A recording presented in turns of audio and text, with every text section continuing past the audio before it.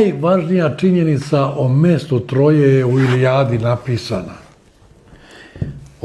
Doslovno se kaže, kad sunce pređe, Tračke planine. A Tračke planine su u Srbiji i u Bugarskoj. Odmah obasja istočna vrata grada Troje. Znači, Troja mora biti zapadno od Kopaonika i zapadno od Šar planine. Jer dotle su Tračke planine. I zašto mi tu činjenicu nismo uzimali u obzir? Mislim na nauku, a ne na nas. Nisu.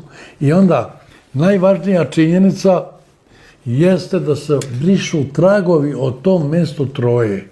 I to je prvi put urađeno u 20. veku, 1907. godine. Naš čuveni i cenjeni naučnik Jovan Cvijić, to sam pričao i prošli put, on je bio predsjednik kartografa Evrope i on je dao ime planinama Prokletije. A do 1907. godine planine su se zvale Trojanske planine. Znači, trebalo je izbrisati svaki trag od Troje na srpskoj zemlji. A Prokletije se nalaze iznad Skadra. Znači, Skadara koji je bio Troja, ko što kaže naš Crnogorac Jaćimović, verovatno je tačno, onda su se planine po njemu zvale Trojanske planine. A inače, u Ilijadi je opisana Troja kao Skadar. Kaže se, on je na jezeru, punom jegulja.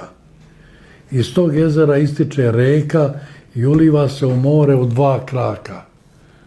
A danas se reka, kako se zove reka? Bojana. Bojana uliva u 2 kraka i kaže, ima vodenu vezu sa rekom na istoku. A ona ima i danas vezu sa Drimom. I kaže se, u tom jezeru je veliko mrestilište jegulja, a ono je najveće u Evropi danas. E sad, drugo brisanje tragova da je Skadar bio Troja jeste Balkanski ratovi. Kad su Crnogorci osvojili od Turaka Skadar, bilo je 12.000 ubijenih i ranjenih Crnogoraca. Beč, Francuska, Engleska zabranjuju da se Skadar uključi u Crnu Goru. Zašto?